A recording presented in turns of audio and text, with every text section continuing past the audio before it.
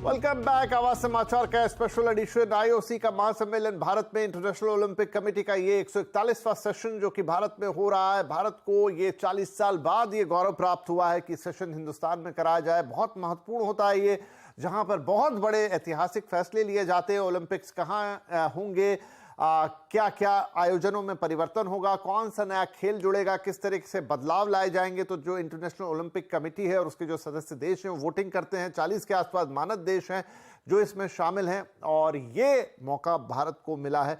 और प्रयासों से नीता अंबानी का मिशन ओलंपिक जो हम कह सकते हैं, इस समय वो इंटरनेशनल ओलंपिक कमेटी की सदस्य हैं, भारत का प्रतिनिधित्व कर रही हैं। इससे पिछला सेशन जब बीजिंग में हुआ था तो भारत के जो प्रतिनिधिमंडल ने पूरा जोर लगाया था। 99 जो वोट हैं वो मुंबई के लिए मिले थे और वही देख रहे हैं आप यहाँ पर कि आज ये सेशन मुंबई में होता हुआ नजर आ रहा है। तो बड़ी बड़ी हस्तियां पहुंच चुकी हैं, राजनीतिक, फिल्मी, खिलाड़ीगण, तमाम लोग हैं जो वहां पर मौजूद है। ये वर्ल्ड जियो गार्डन्स और ये जियो सेंटर जो कि बीकेसी बांद्रा कुर्ला कॉम्प्लेक्स में मौजूद है और उसका भी जो नीता मुकेश अंबानी कल्चरल सेंटर है उसके जो मेन हॉल है वहां पर ये कार्यक्रम का आयोजन हुआ है।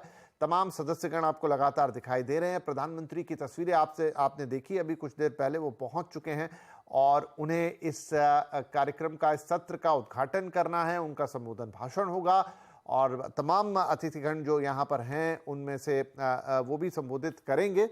और कई हस्तियां यहाँ पहुंची हैं जिसमें हमारे पूर्व ओलंपियन जिन्होंने भारत को अलग अलग ओलंपिक्स में सफलताएं दिलाई, भारत के लिए गौरव हासिल किया। कुछ फिल्मी हस्तियां, राजनीतिक हस्तियां, मुख्यमंत्री आप देख रहे हैं महाराष्ट्र के एकनाथ शिंदे वहां पर है, साथ में राज्यपाल भी हैं, अन्य राजनीतिक हस्तियां भी वहां पर बैठी हुई हैं और साथ में ओलंपिक कमेटी के सदस्य जो दुनिया भर से आए, जो अलग अलग प्रतिनिधि देश हैं, वो सदस्यगण आपको यहाँ पर बैठे हुए दिखाई दे रहे हैं। तो लगातार हम इस पर बातचीत कर रहे हैं। मलय नीरव साहब हमारे साथ बने हुए हैं। तो मलय साहब, अब इस बार के मुझे अभी तो 2 दिन का ये सेशन यहाँ से शुरू हो रहा है, क्रिकेट पर फैसला लिया जा चुका है, और क्या इस सेशन में अब आगे चीजें होंगी? आज तो इसका इनॉग्रेशन हो जाएगा, जब ये सेशन 2 दिन तक चलेगा तो यहाँ पर और क्या बातें होंगी?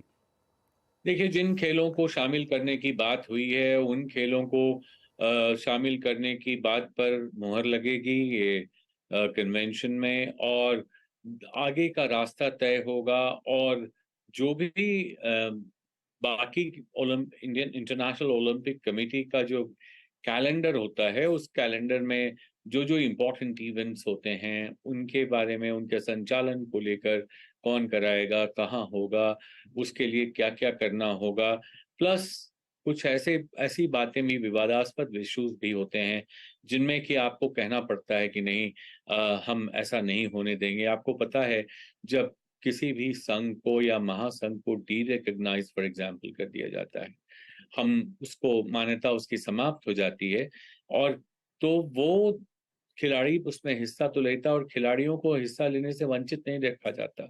उस खिलाड़ी को ओलंपिक के झंडे, आईओसी के झंडे तले खेलने का मौका मिलता है। इस तरह की भी बातें होती हैं, तमाम तरह की चर्चाएं होंगी जिस पर एक सहमति होगी, एक निष्कर्ष निकाला जाएगा। और भारत भी खेलों की दुनिया में अपने बढ़ते कदम और खेलों के प्रति भारत की बढ़ती रुचि और खेलों में भारत के सरकार की जो पूरी नीति है, राष्ट्रीय नीति, उसको किस तरह से बिना ओलंपिक आंदोलन की स्वायत्तता को टच किए हुए उसको किस तरह से आगे बढ़ाना है, इस पर भी विचार होगा।